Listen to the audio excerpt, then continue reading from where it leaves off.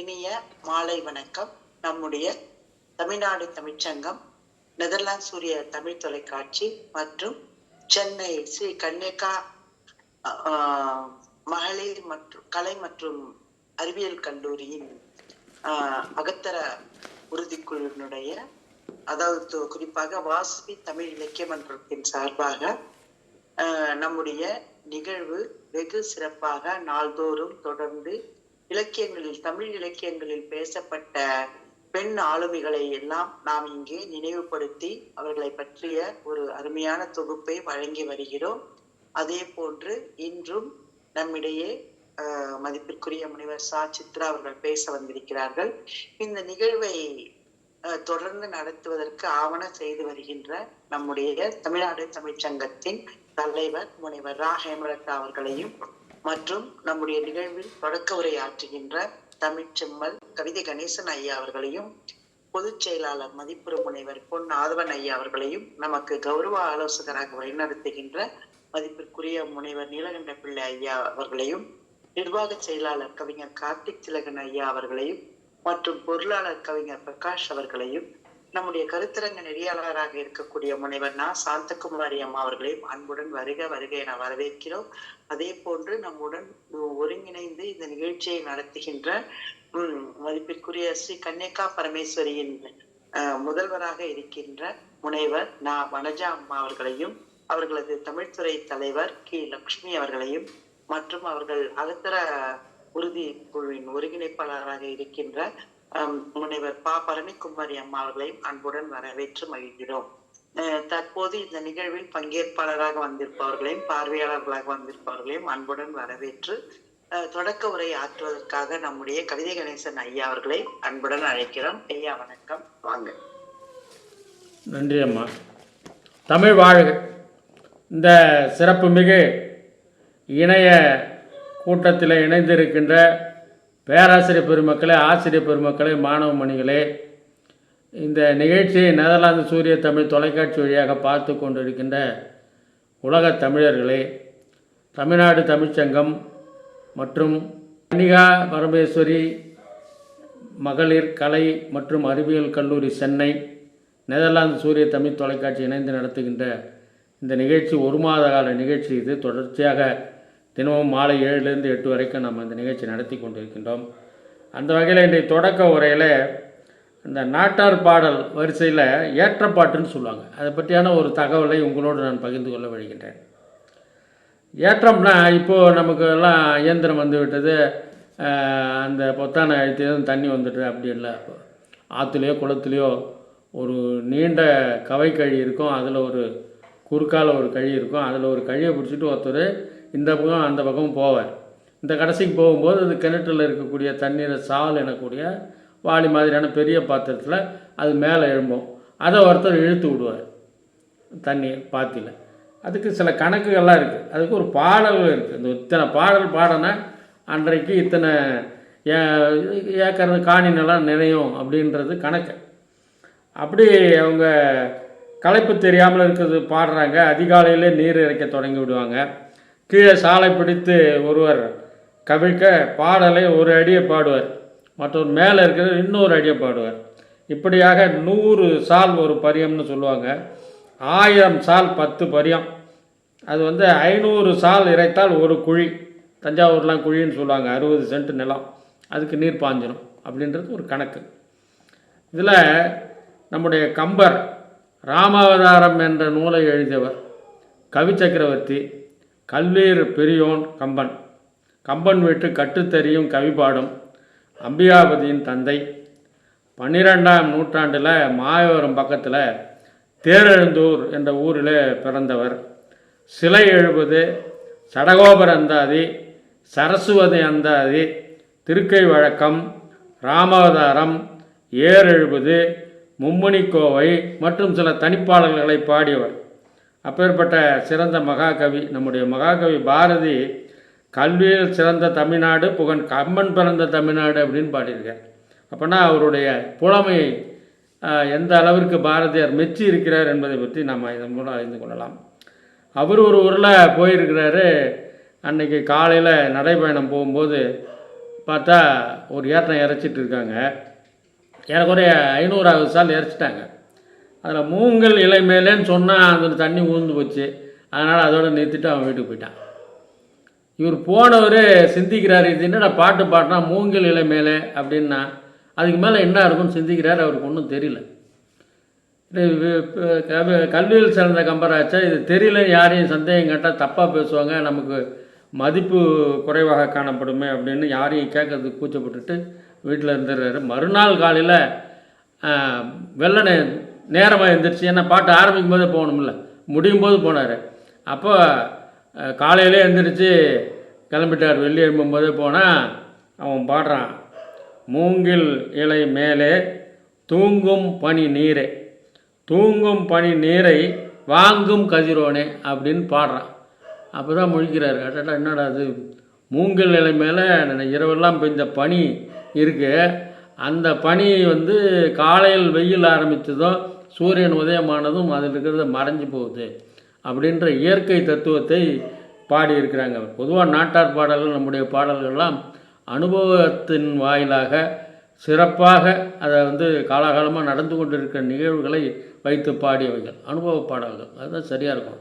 அந்த வகையில் கவி சக்கரவர்த்தி கம்பனே ஏற்றப்பாட்டிற்கு எதிர்பார்த்து பாட முடியாத நிலை வந்தது என்பதை தெரிவித்து, கல்வியில் யாரும் கற்றது கைமண்ணளவு கல்லாதது உலகளவு என்று அவை பிராட்டி சொன்னது போல் முழுமையாக கற்றவர் எவரும் இல்லை. எனவே மேல்மேலும் கற்போம், பல்வேறு நூல்களை ஆய்வு அறிந்து இளைஞர்கள் அவற்றையெல்லாம் வெளிக்கொணர்ந்து இணையத்தமிழை இணைப்போம் என்று கூறி என்னுடைய தொடக்க உரை இறுதி செய்கிறேன். நன்றி, வணக்கம். சிறப்புங்கய்யா, அருமையான தகவலை இந்த அவைக்கு கொடுத்திருக்கிறீர்கள், மிக்க மகிழ்ச்சி. தொடர்ந்து இன்றைக்கு நமக்கு காந்தர்வதத்தை என்ற ஒரு பெண் ஆளுமையை நமக்கு அறிமுகப்படுத்துவதற்காக சென்னை அம்பத்தூர் அன்னை வயலட் கலை மற்றும் அறிவியல் கல்லூரியின் தமிழ்துறை தலைவர் முனைவர் சா சித்ரா அவர்கள் அன்புடன் அழைக்கிறோம் அவர்களை. வணக்கம் தோழி, வாங்க. நம்முடைய இந்த நெதர்லாந்து சூரிய தமிழ் தொலைக்காட்சியில் தொடர்ந்து நடத்தக்கூடிய இந்த நிகழ்வில் அவர்களுக்கு சில பல பணிகளால் அவர்களால் வர இயலாவிட்டாலும் இந்த நிகழ்வை நம்முடைய கவிதை கணேசன் ஐயா அவர்களுடைய உதவியுடன் பதிவேற்றம் செய்வதில் மிக்க மகிழ்ச்சி. வாங்க தோழி. அனைவருக்கும் வணக்கம். இந்த ஒரு இனிய வாய்ப்பினை நல்கிய தமிழ்நாடு தமிழ்ச் சங்கம் மற்றும் நெதர்லாந்து சூரிய தமிழ் தொலைக்காட்சி நிர்வாகிகளுக்கும் மற்றும் கன்னிகா பரமேஸ்வரி மகளிர் கல்லூரியின் தமிழ்துறை தலைவர் லட்சுமி அவர்களுக்கும் என் நன்றியினை தெரிவித்துக் கொள்கிறேன். தமிழ் இலக்கியங்களில் பெண் ஆளுமைகள் என்ற தலைப்பில் நான் எடுத்துக்கொண்டுள்ள தலைப்பு சீவக சிந்தாமணியில் உள்ள ஒரு பெண் கதாபாத்திரம். சீவக சிந்தாமணியுடைய கதை அனைவரும் அறிந்த ஒன்றுதான். 8 பெண்களை மணந்து கொண்டு அரசாட்சியை பெற்று இறுதியில் முக்தி அடையக்கூடிய ஒரு கதை அமைப்பாக கொண்டது. இதில் 8 பெண்களை பற்றி திருத்தக்க தேவர் கூறியுள்ளார். இதன் ஆசிரியர் ஒரு சமண முனிவர். இவர் இவரால் சமயம் சார்ந்த நூல்களை தான் இயற்ற முடியும், காதல் சார்ந்த காமம் சார்ந்த நூல்களை இயற்ற முடியாது என்று சங்கத்தில் உள்ள புலவர்கள் இவர்களுக்கு சபதம் வைக்க அதை ஒரு சவாலாக எடுத்து இந்நூலை இயற்றினார். இயற்றி முடித்த பிறகு இந்நூலை படித்த சங்க புலவர்கள் மிகவும் ஆச்சரியப்பட்டார்கள். ஒரு சமண துறவியால் எவ்வாறு இவ்வளவு காம இன்பம் கொண்ட ஒரு நூலினை இயற்ற முடிகிறது, இவர் ஒரு துறவிதானா என்ற சந்தேகம் ஏற்படுகிறது. அதனை நிரூபிக்கிறதுக்காக நல்ல பழுக்க காய்ச்சிய ஒரு இரும்பு கம்பிய நான் தொடுறேன், எனக்கு எந்த ஒரு துன்பமும் நிகழக்கூடாது, எனக்கு எந்த ஒரு துன்பமும் நிகழவில்லை என்றால் என்னுடைய துறவி உண்மையானது என்பது நிரூபிக்கப்படும் அப்படின்னு சொல்லிட்டு நல்ல பழுக்க காய்ச்சிய கம்பியை தொட்டு தன்னுடைய துறவரத்தை நிரூபிக்கின்றார். அதே சமயத்தில் காம இன்பம் மிக்க சீவக சிந்தாமணி என்ற அழகிய ஒரு காப்பியத்தையும் இயற்றி தந்துள்ளார். இதுல 8 பெண்களை பற்றி சொல்லியிருக்கிறாரு. ஒவ்வொரு பெண்களுக்கும் ஒவ்வொரு குணாதிசயங்கள் சொன்னாலும் என்னுடைய தலைப்பாகிய காந்தர்வ தத்தை அவர்களுடைய இயல்பு மேலோங்கி காணப்படுகிறது என்றுதான் சொல்ல வேண்டும் இந்த காப்பியத்தில். ஏனென்றால் இதுல சொல்லக்கூடிய மீதி 7 பேர் பாத்தீங்கன்னா கோவிந்தையர். அவங்க பாத்தீங்கன்னா நந்தகோபன் ஆணிரையை மீட்டுவதற்காக மீட்டியதற்காக சீவகன் வந்து திருமணம் செய்து கொள்கிறார். குணமாலையர் அப்படின்னு இருக்காங்க. அவங்கள வந்து பாத்தீங்கன்னா யானையிடம் இருந்து மீட்டதற்காக அந்த குணமாலையை வந்து யானையிடம் இருந்து காப்பாற்றியதற்காக திருமணம் செய்து கொள்கிறார். பதுமையார் அப்படின்ற ஒரு பெண்ணை சொல்றாரு. அவங்க பாம்பு தீண்டி இறந்தார்கள். அவர்களை உயிர்ப்பித்து தர வேண்டும் என்று பெற்றோர் கேட்க சீவகன் உயிர்ப்பித்து தந்த காரணத்தினால் திருமணம் செய்து கொள்கிறார். கேமச்சரியார் அப்படின்றவங்க எந்த ஒரு ஆணையும் கண்டு நாணம் கொள்ளாதவர். முதலாக சீவகனை கண்டு நாணம் கொண்டதனால் அவளை திருமணம் செய்து வைக்கிறார்கள். அடுத்ததாக கனகமாலையார். அவர் வந்து அவருடைய சகோதரர்களுக்கு கல்வி கற்றுத் தருவதற்காக சீவகன் செல்கின்றார். அங்க சீவகனுக்கு கற்றுத் தரும் போது கனகமாலை வந்து இவர் மீது ஆசை கொள்கிறார். பின்பு அவரை திருமணம் செய்து அவர்களிடம் இருந்து பொருட்செல்வத்தையும் படை பலத்தையும் பெற்றுக்கொண்டு திரும்புகின்றார். ஏனென்றால் அவர் வந்து சீவகன் ஆட்சியை பிடிக்க வேண்டும். இந்த மாதிரி பெண்களை வந்து திருமணம் செய்து பொருட்களையும் படைபலத்தையும் திரட்டுகின்றான் சீவகன். இவ்வாறாகதான் சீவக சிந்தாமணி சொல்லப்படுகிறது. அதே மாதிரி விமலையார் அப்படின்றவங்கள திருமணம் செய்து கொள்ளக்கூடிய ஆண் வந்து எப்படின்னா, என்னைக்கு வந்து அவர் தந்தையுடைய வியாபாரம் லாபகரமாக நடக்கிறதோ அன்று சந்திக்கும் ஆடவர் தான் தன் மகளுக்கு பெண் என்று சொல்கிறார். அப்படியாக 6 கோடி பொன் வியாபாரம் பட்ட அன்று விமலையார் வந்து சீவகனை திருமணம் செய்து கொள்கின்றார். அப்புறமா பாத்தீங்கன்னா 7வது சுரமஞ்சியார். அவங்க வந்து காதல் கொண்டு திருமணம் செய்து கொள்கிறார்கள். இவரை தான் வந்து திருமணம் செய்யணும், சீவகனை தான் திருமணம் செய்யணும்னு சொல்லிட்டு பிற ஆடவர்களை சந்திக்காமல் இவரை கண்டு திருமணம் செய்து கொள்கிறார். இவ்வாறாக காதல் ஒரு படை பொருள் ஈட்டுவது அந்த மாதிரியான ஒரு காரணங்களுக்காக இந்த 7 பெண்களையும் காட்டுகின்றார் திருத்தக்க தேவர். ஆனால் நம்முடைய காந்தர்வ தத்தையோ அறிவில் சிறந்தவள், யாழ் இசை மீட்டுவதில் வல்லவள். அது மட்டும் இல்லாம வித்யாதர உலகம், அதாவது வித்யாதர உலகம் அப்படின்னா மேல் உலகம் மாதிரி சொல்லப்படுகிறது. இன்னும் சொல்ல போனால் இமயமலையில இருக்கக்கூடிய சிவனுக்கு தொண்டு செய்யக்கூடியவர்களை வித்யாதரர்கள் என்று அழைக்கிறார்கள் என்றும் கூறப்படுகின்றது. அப்படிப்பட்ட மேல் உலகத்தில் இருக்கக்கூடிய ஒரு பெண் பூலோகத்தில் உள்ள ஆடவரை மணப்பது, காதல் கொண்டு மணக்கக்கூடிய பிற பெண்களுடைய மனம் போன்று இது அமையாமல் அறிவு சார்ந்த ஒரு திருமணமாக அமைகின்றது. இவள் யாழ் இசைப்பதில் மிகவும் சிறந்தவள், அழகிய பண்புகள் உடையவள், மிகவும் அழகானவள். அவள் யாழ் இசையில் தன்னை யார் வெல்லுகின்றார்களோ அவர்களை தான் திருமணம் செய்து கொள்வேன் என்பதில் உறுதியுடன் இருந்தார்கள். அவ்வாறாக அமைக்கப்பட்ட இந்த கதையில்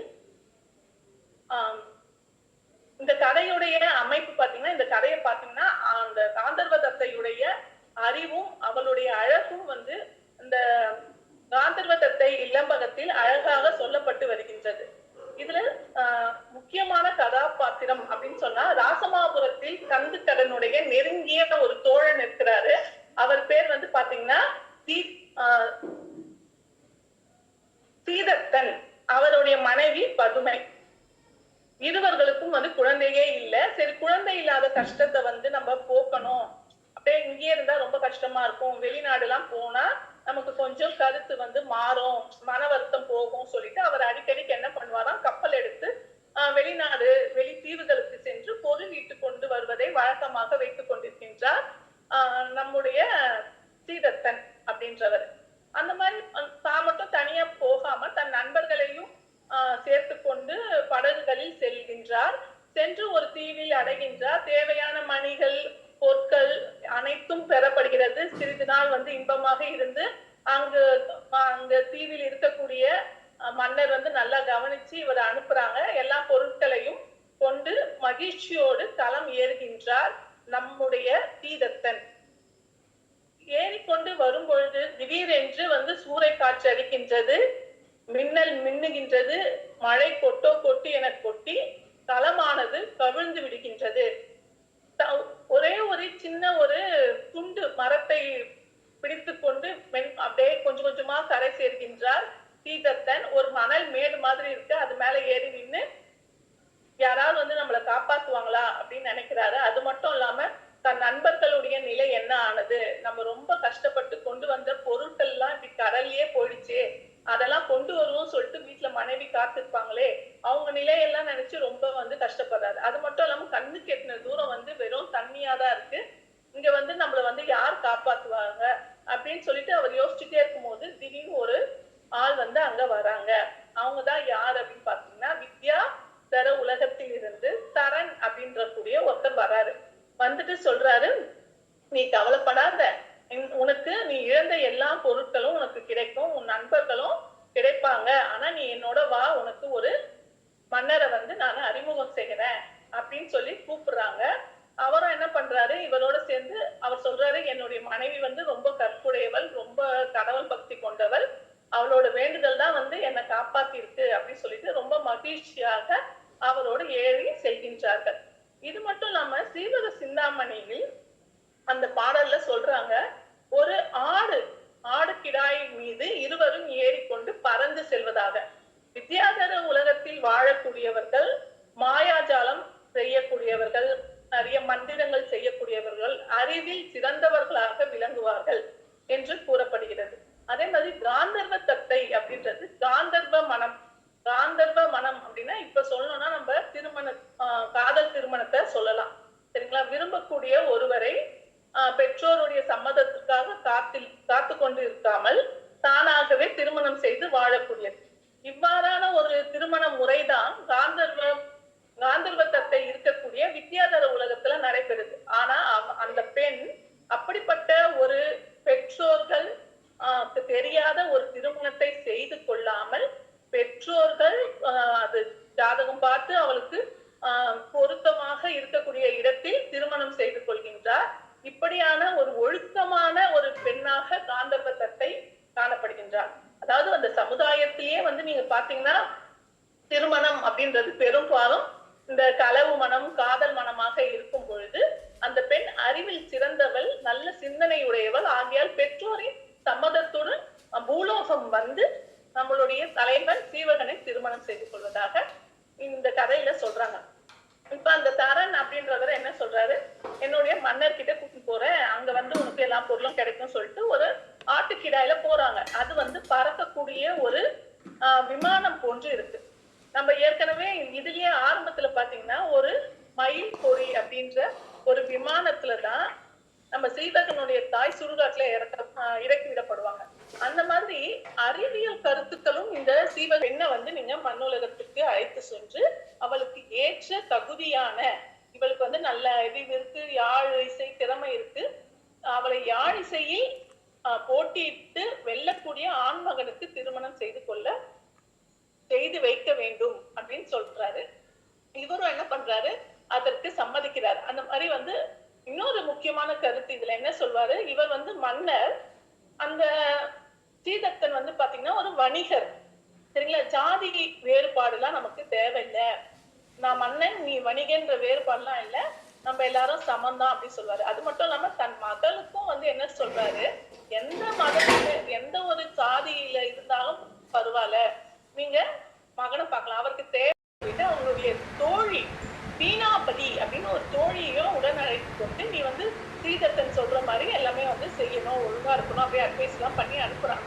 இவங்க நினைச்சிருந்தா மன்னர் அப்படின்னும் போது அவங்களுடைய உலகத்திலேயே இருக்கக்கூடிய நல்ல செல்வம் மிக்க ஒரு மகனை வந்து திருமணம் செய்து வைத்திருக்கலாம்.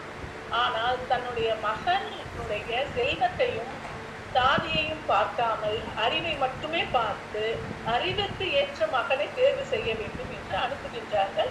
அவரும் அந்த பெண்ணை பார்த்து அவரை நம்ம தலைவியான காந்தர்வத்தையே அழைக்கிறாங்க. பார்த்தோன்னே அப்படியே ஒரு பேரழகியாக இருக்கின்றார். சரியா? அவ்வளவு சிற்பம் செதுக்கியது போன்று பெண்ணிலவு போன்ற அழகிய ஒரு முகம், கொடி போன்ற ஒரு மெல்லிய தளிர் போன்று அழகாக காட்சியளிக்கின்றாள் அவள். அவருடைய அழகை கண்டு அப்படியே வியக்கிறாங்க. சரி, நம்மளுடைய மகளாக அழைத்து செல்கின்றோம் அப்படின்ற போது அவருக்கு ஒரே பெருமையா இருக்கு. அவரை அழைத்து கொண்டு வராங்க. வந்து பார்த்தா அந்த அவர் கூட வந்த நண்பர்கள், கடல்ல விழுந்துருச்சுன்னு நினைச்ச பொருட்கள் எல்லாமே பத்திரமா கரையோரமா இருக்கு. இவங்க வரதை பார்த்தா அவங்க நண்பர்களும் மகிழ்ச்சி அடைஞ்சிட்டு அந்த பெண் யாரு அப்படின்னு கேக்குறாங்க. இவதான் வந்து இவளை வந்து என் மகளா நான் தத்தெடுத்துக்கிறேன்னு எல்லாம் சொல்லிட்டு திருப்பி அழகா களம் ஏறி தன்னுடைய ஊரான ராசமாபுரத்திற்கு வருகின்றார்கள். அவளுடைய மனைவி வந்து ரொம்ப ஆவலா காத்திருக்கிறாங்க. யாரு? பதுமை.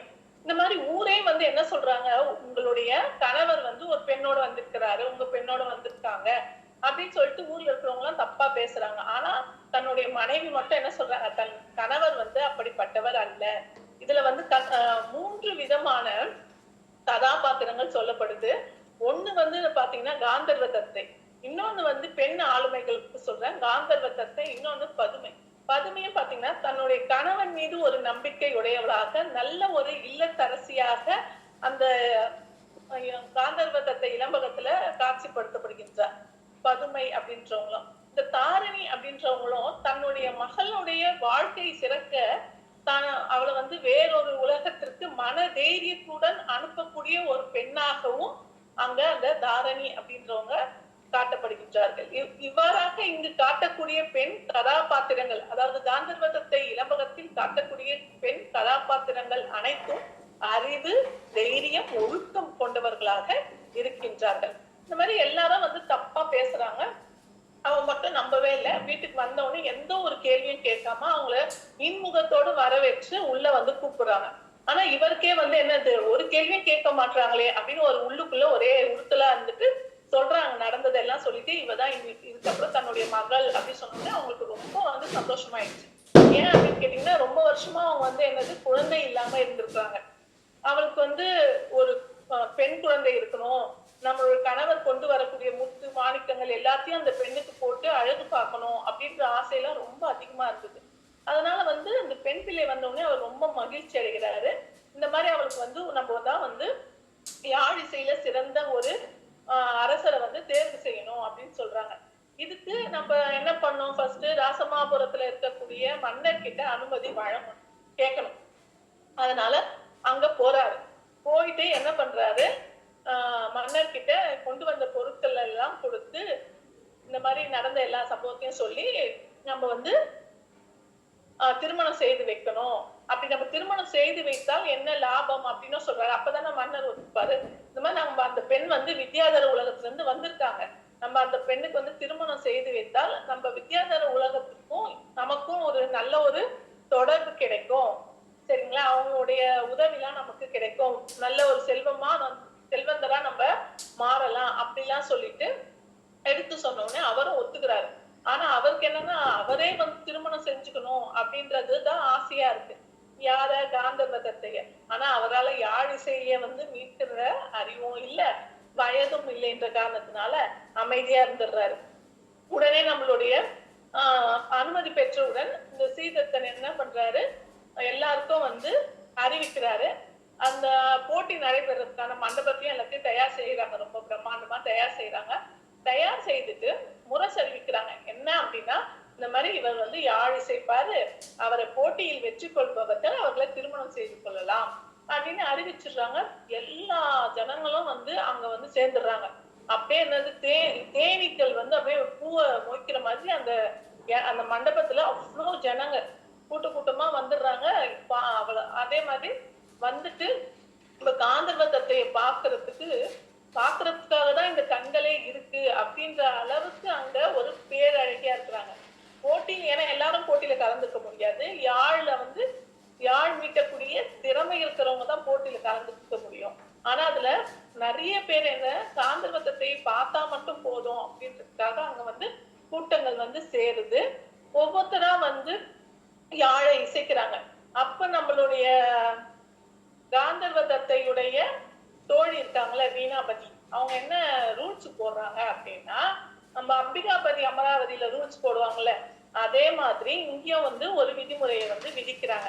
என்ன அப்படின்னா, இவர் வந்து யாழ் இசைப்பாங்க, நம்ம காந்தர்வ தத்தை வந்து யாழை இசைப்பாங்க. அந்த இசைக்கு ஏற்ப அவங்க வந்து பாடல் பாடணும். மன்னரோ வணிகரோ, இன்னொன்னு அந்த அறிவிக்கும் போதே சொல்லுவாங்க, மன்னர் மட்டும்தான் கலந்துக்கணும். நலத்தமையந்தில வந்து அந்த பெண் வந்து ஒண்ணு கடிதம் சொல்றாங்க. என்னன்னா, அந்த போட்டியில கலந்து கொண்டா இவனை வந்து ஏற்கனவே நம்ம மன்னருக்கு வந்து தீவகன் மீது பொறாமை, ஏன்னா அவன் ஆட்சி வந்து இவனுக்கு உண்மை தெரிஞ்சுட்டா தன்னுடைய ஆட்சி போயிடும் அப்படின்ற ஒரு பயத்திலேயே இருக்கிறாரு. அதனால என்ன பண்றாரு, இவர் எப்படியாச்சும் வீழ்த்தணும் அப்படின்னு சொல்லிட்டு நினைக்கிறாரு. இங்க போகும்போது அவரை ஏதாவது பண்ணிடுவாங்க, உயிர் ஆபத்து இருக்கு நடக்கின்றது அப்படி சொன்ன உடனே சீவகனுடைய தந்தை முன் ஏற்பாடாக படைபலத்தோடு தான் அந்த போட்டிக்கு வந்து அவரை அனுப்புறாரு. சரிங்க, படைபலத்தோட போறாங்க, போட்டியிலே எதிர்க்க உட்கார்றாங்க. சீவகன் வந்த உடனே அங்க இருக்கக்கூடிய மக்கள் எல்லாம் பேசுறாங்க, சீவகன் வந்து வெற்றி கொள்வான், அவன் ஒரு சிறந்த ஆண்மகன், வீரத்தில் சிறந்தவன், அவனை பார்த்தாலே எல்லாரும் வந்து மயங்கிடுவாங்க, கண்டிப்பா காந்தர்வத்தையும் மயங்கிடுவாங்க அப்படின்லாம் சொல்லிட்டு பேசுறாங்க. யாழ் இசை போட்டி தொடங்குகிறது. முதல்ல வந்து அவ யாழை கொண்டு வந்து கொடுக்குறாங்க சீவகன் கையில. அவன் வந்து ஒவ்வொரு யாழையும் பார்த்து இந்த குறை இருக்கு, அதுல இப்படி ஒரு குறை இருக்கு அப்படின்னு சொல்லிட்டு சிறந்த யாழை வந்து தேர்ந்தெடுக்கிறான். அப்பயே வந்து நம்மளுடைய காப்பிய தலைவி காந்தர்வத்தைக்கு வந்து ஒரு நல்ல எண்ணம், அவருடைய அழகிலையும் கொஞ்சம் நல்ல மயங்கிருக்கிறாரு. இருந்தாலும் தான் வந்து அறிவில் சிறந்த ஆடவரை தான் திருமணம் செய்து கொள்ள வேண்டும், அறிவில் சிறந்த ஆடவரை தான் திருமணம் செய்து கொள்ள வேண்டும், அழகை பார்த்து மயக்கம் கொள்ளக்கூடாது என்ற உறுதி நிலையோடு இருந்து யாழினை சிறப்பாக வாசித்துக் கொண்டே இருக்கிறார். இருவரும் இந்த மாதிரி வாசித்து பாடிக்கொண்டிருக்கும் போது கடைசியாக தன்னுடைய யாழை வந்து நரம்பை இசைக்கக்கூடிய போது கை தவறி இசை வந்து தவறாக சென்று தோற்று விடுகின்றார் காந்தர்வத்தை. ஆகையால் சீவகனை வந்து திருமணம் செஞ்சுக்கிறாங்க. இப்படிதான் வந்து அவங்க திருமணம் முடிவாகுது. திருமணம் முடிவான உடனே அது சுத்தமா அந்த ராசமாபுரத்து மன்னருக்கும் சுத்தமா பிடிக்கல, பிற மன்னர்கள் வந்தாங்களே அவங்களுக்கும் வந்து இது சுத்தமா பிடிக்கவே இல்லை. அதனால என்ன பண்றாரு, அந்த மன்னர் போயிட்டு மற்றவங்க கிட்ட எல்லாம் என்ன சொல்றாங்கன்னா, நம்ம வந்து வீரத்துல வெற்றி கொள்றது தான் நம்மளோட தமிழர்களுடைய பண்பாடு. இப்போ பாத்தீங்கன்னா வில்ல உடைச்சுதான் ராமர் வந்து திருமணம் செஞ்சுக்கிட்டாரு, அம்பை விட்டு தான் அர்ஜுனன் வந்து திருமணம் செஞ்சுக்கிட்டாரு. இந்த மாதிரி வீரத்தை வெளிப்படுத்தி தான் வந்து சுயம்பரம் நடக்குமே தவிர இந்த மாதிரி இசை புலமையை வெளிப்படுத்திலாம் சுயம்பரம் வந்து நடக்கக்கூடாது. அதனால வந்து இப்போ நீங்கெல்லாம் வந்து சீவகனை வந்து தாக்கி அவனை வந்து சண்டை போடுங்க, அந்த சண்டையில சீவகன் வெற்றி கொண்டால் அவன் வந்து நம்ம காந்தர்வத்தை திருமணம் செஞ்சுட்டோம் அப்படின்லாம் வேற சொல்லிடுறாரு. உடனே மன்னர்களும் வந்து ஏற்கனவே காந்தர்வத்தை கிடைக்கல அப்படின்ற கோபத்துல இருந்ததுனால எல்லாரும் ஒன்று சேர்ந்து அவனை தாக்க தொடங்குகின்றார்கள். உடனே அவர் தான் அவர் தந்தை முன்னேற்பாடோடு அந்த படைபலத்தோட வந்ததுனால அந்த படைபலமும் சூழ்ந்து அனைவருக்கும் இடையே போட்டி நடந்து அந்த போட்டியிலும் சீவகன் வெற்றி கொண்டு காந்தர்வ தத்தையை திருமணம் செய்து கொள்கின்றார். இந்த காந்தர்வ தத்தையை திருமணம் செய்து கொள்ளக்கூடிய அந்த காட்சிக்கு தேவர்கள், வித்யாதர உலகத்தில் இருக்கிறவர்கள் எல்லோரும் மகிழ்ந்து வாழ்த்துக்களை தெரிவிக்கின்றார். இந்த மாதிரியாக தான் இந்த காந்தர்வ தத்தையுடைய இளம்பகம் அப்படின்றது சொல்லக்கூடியதாக இருக்கு. இப்போ பார்த்தீங்கன்னா சிலப்பதிகாரம், மணிமேகலை, அதுலலாம் வந்து மணிமேகலையில மாதவி ஒரு முக்கிய கதாபாத்திரமாக இருக்கும், சிலப்பதிகாரத்துல கண்ணகி ஒரு முக்கிய கதாபாத்திரமாக இருக்கும். இதுல 8 பெண்களை சொல்லியிருக்கிறாரு சீவக சிந்தாமணியில். இருந்தாலும் காந்தர்வ தத்தையுடைய அறிவு, அழகு அனைத்தும் விளக்கக்கூடிய ஒரு சிறந்த ஒரு காப்பியமாக இது வந்து காணப்படுகின்றது. இந்த வித்யாதர உலகத்துல இருந்து மன்னர் வந்து இவங்களுடைய திருமணத்துக்கு வாழ்த்து தெரிவித்து இருவரும் வந்து இனிமையாக இல்லறம் நடத்துகின்றார்கள். இதுல வந்து நமக்கு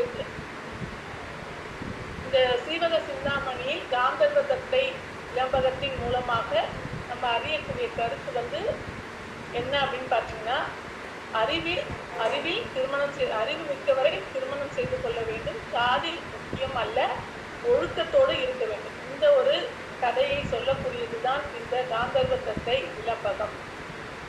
தமிழ் இலக்கியத்தில் பெண் ஆளுமைகள் அப்படின்னு சொல்லும்போது எல்லா இலக்கியங்களிலும் நம்ம சங்க காலத்துல தொடங்கி இக்காலத்துல இருக்கிற வரைக்கும் எல்லா இலக்கியங்களும் பெண்கள் இல்லாமல் எந்த ஒரு இலக்கியமும் இல்லை.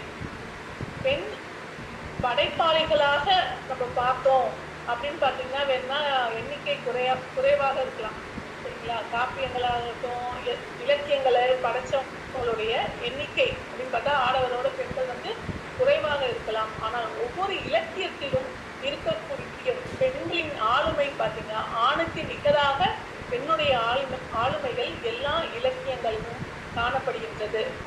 இதுல வந்து பார்த்தீங்கன்னா அவளுடைய காந்தர்வ தத்தையுடைய அழகை சொல்லும் பொழுது, செந்தாமரை மலரில் வாழும் திருமகள் போன்ற பொன்னாக வளர்ந்த கொடித்தளர் என இயன்ற கண்களாகிய கருவண்டு சுற்று சூழ அன்னம் போல வருது. அவ வந்து நான் சொன்ன காந்தர்வ தத்தையுடைய அழகு அறிவு எல்லாத்தையும் சொல்றாங்க அப்படின்னு சொல்லும் போது இங்க என்ன சொல்றாங்க, செந்தாமரை மலரில் வாழும் திருமகள் போன்ற பொன்னாக வளர்ந்த கொடி தளிர் என அவங்க வந்து தாமரை மலர்ல இருக்கக்கூடிய திருமகள் போன்று அழகாக இருக்கிறார்களாம். கொடி தளிர் போன்று காட்சியளிக்கிறார்கள். அவர்கள் இளைஞர்கள் அவரை பார்க்கக்கூடிய இளைஞர்களுடைய கண்கள் எப்படி இருக்கா, கருவண்டு, அதாவது இந்த கருவிழி இருக்கிறது அல்லவா, அந்த கருவிழியை வந்து கருவண்டு அப்படின்னு சொல்றாரு. அந்த கருவண்டு வந்து அப்படியே சுத்தம்ல, அந்த மாதிரி அங்கும் இங்கும் சுத்த அவ நடந்து வரும்போது அந்த கருவியை வந்து உருப்பி உருப்பி எல்லாரும் வந்து அவளை பார்க்கின்றார்கள் அப்படின்ற பாடல் வரியில சொல்றாங்க. எதுக்குன்னா அந்த இசை மண்டபத்துக்குள்ள அவங்க வரும்பொழுது அந்த காட்சியை வந்து பார்க்கக்கூடிய ஆடவர்களுடைய பார்வையை குறித்து இந்த அழகிய வரிகளை சொல்றாங்க. இது மட்டும் இல்லாம இங்க என்ன சொல்றாங்க, அவர் அறிவை வந்து விளக்கக்கூடிய, அறிவை விளந்து இருக்கக்கூடிய ஒரு தெய்வ பெண் அப்படின்னு சொல்லிட்டு நம்ம திருத்தக்க தேவர் காந்தர்வ தத்தையே சொல்றாங்க. அறிவில் ஒரு சிறந்த தெய்வ பெண்ணாகவே சொல்றாங்க. அறிவில் சிறந்த ஆடவரை தேடக்கூடிய ஒரு பெண்ணாகவும் சொல்றாங்க. இதுல நம்ம இந்த அடுத்த ஒரு கதாபாத்திரம் ஏற்கனவே சொன்ன இந்த மீனா பதி அப்படின்னு சொல்லிட்டு ஒரு தோழி, அவர்களை பத்தி சொன்னேன். அவர்களுடைய அழகு குறித்தும் இந்த காந்தர்வ தத்தை இளம்பரத்துல சொல்லியிருக்காங்க. அந்த பெண்ணுடைய என்ன சொல்றது, பக்க பலம், சரியா, ஒரு பெண்ணுக்கு ஒரு பெண் வந்து பக்க பலமாக இருக்க வேண்டும் அப்படின்றதையும் அந்த தோழி, சரியா, அந்த காந்தர்வ தத்தை வந்து இந்த வித்யாதர உலகத்துல இருந்து வரும்போது ஒரு ஆடவரை துணைக்கு அனுப்பவில்லை, ஒரு பெண்ணுக்கு ஒரு பெண்ணியே தான் துணையாக அனுப்பியிருந்தார். அப்ப அந்த காப்பிய காலம் தோன்றிய காலத்திலேயே ஒரு பெண்ணுக்கு பெண் துணையாக செல்லக்கூடிய ஒரு துணிவு மிக்க பெண்கள் இருந்திருக்கிறார்கள் அப்படின்றது நம்மளுக்கு இந்த காந்தர்வ தத்தை இளம்பரத்தில் காப்பியங்கள் வாயிலாக சொல்லப்படுகிறது. சீவக சிந்தாமணியை பொறுத்த வரைக்கும் நமக்கு இந்த சிலப்பதிகாரம் மணிமேகலைக்கு அடுத்ததாக சொல்லக்கூடிய ஒரு காப்பியம் சீவக சிந்தாமணி. இது வந்து புரட்சி காப்பியம் சொல்லுவாங்க. சிலப்பதிகாரத்தை புரட்சி காப்பியம்னாங்க. நம்ம மணிமேகலை வந்து நமக்கு அறக்கருத்துக்களை சொல்லக்கூடிய ஒரு சமயம் சார்ந்த காப்பியம் அப்படின்னு சொல்லுவாங்க. ஆனா சீவக சிந்தாமணிக்கு வந்து என்னென்ன பேர்னா மனநூல், முக்தி நூல் அப்படிலாம் சொல்லுவாங்க.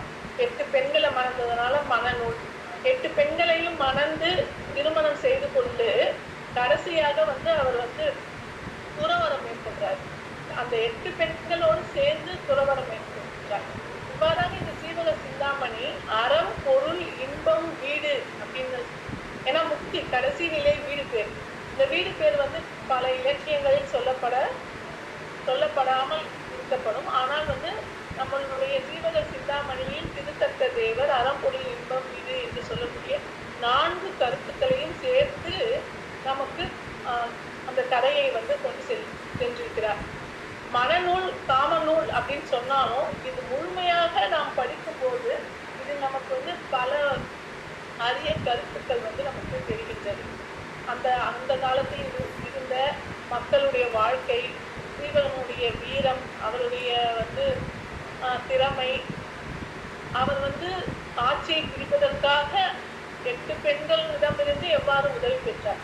இப்ப இந்த சீவக சிந்தாமணியே நம்ம பாத்தீங்கன்னா பெண் ஆளுமைகளை எப்படி பார்க்கலாம்னா 8 பெண்களை மணந்து கொண்டார் அப்படின்ற ஒரு பார்வையோடு பார்க்காம, சரிங்களா, அந்த 8 பெண்களோடு துணை, 8 பெண்களை மணந்து அவர்களுடைய துணையோடு தான் அவர் அந்த நாட்டையே வந்து கைப்பற்றுகின்றார். அப்ப அந்த சீவக சிந்தாமணியில் பெண் ஆளுமை பெரும் பங்காக இருக்கின்றது. சிலப்பதிகார மணிமேகலையிலாம் வந்து பாத்தீங்கன்னா ஒருத்தர் தான் புரட்சி, கண்ணகிக்கு வந்து புரட்சி பண்ணாங்க. மணிமேகலையில பாத்தீங்கன்னா மணிமேகலை வந்து அறக்கருத்துக்களை போதித்தார். அமைதியான முறையில் வந்து நம்ம வந்து சாதிக்கணும் அப்படின்ற கருத்துக்களை எல்லாம் வந்து அந்த மணிமேகலை காப்பியம் சொல்லுகின்றது. ஆனால் இது காமத்தோடு சேர்ந்து பெண் ஆளுமையை சொல்லுகின்றார். ஆனால் அனைவரும் பார்க்கும்போது இது ஒரு 8 பெண்களை மணந்த ஒரு மனநூல், காமத்திற்காக எழுதப்பட்ட நூல் அப்படின்னு சொல்றாங்க. ஆனா அதை உள்நோக்கி நம்ம வந்து பார்க்கும்போது தான் அதில் பெண்களுக்கான முக்கியத்துவம் என்ன, பெண்களின் வீரம் சொல்லப்படுகிறது, பெண்களுக்கு இருக்கக்கூடிய கலை திறன்கள் ஒவ்வொன்றும் வந்து இதுல வெளிப்படுகிறது. பிற பெண்கள் வந்து சுண்ணம் பொடி போடுகின்ற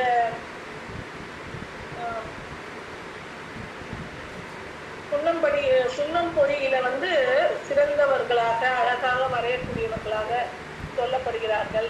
சரிங்களா? அவங்க வந்து இந்த யானை வந்து தாக்க வரும்போது சீவனை காப்பாற்றினார் சொன்னோம்ல, அப்ப வந்து அவர்கள் வெளி உலகத்துக்கு தைரியமாக வீரமாக வெளியே சென்றிருக்கிறார்கள் அந்த காலத்து பெண்கள்.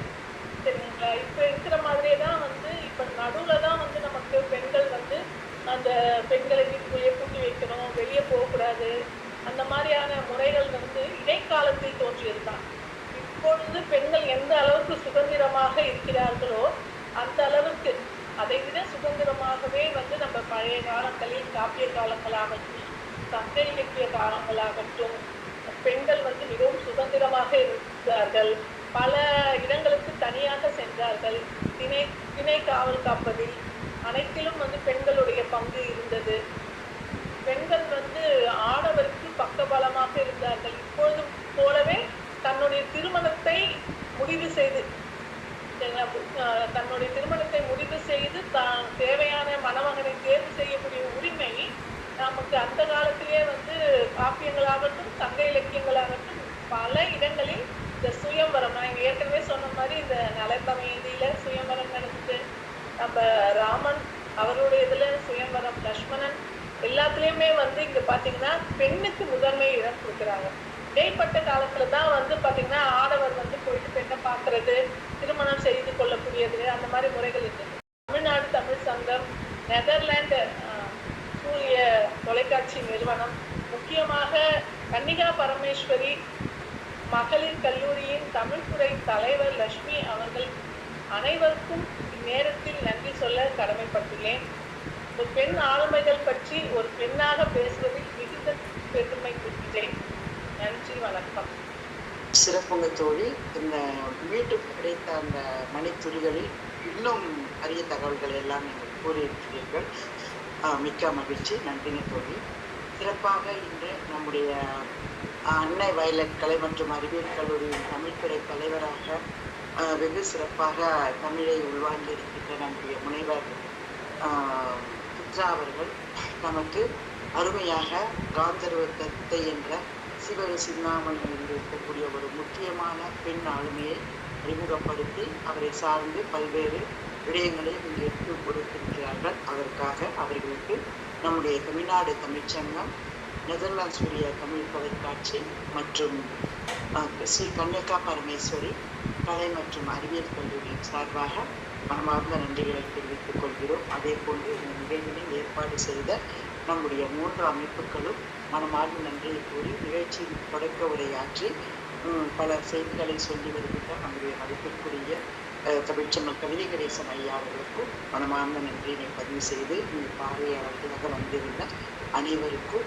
நன்றியை கூறி மீண்டும் வருக என்று அன்புடன் கேட்டுக்கொண்டு இந்த நிகழ்ச்சியை நிறைவு செய்கிறோம். அனைவருக்கும் நன்றி, வணக்கம். நன்றி தோழி. அனைவருக்கும் நன்றி.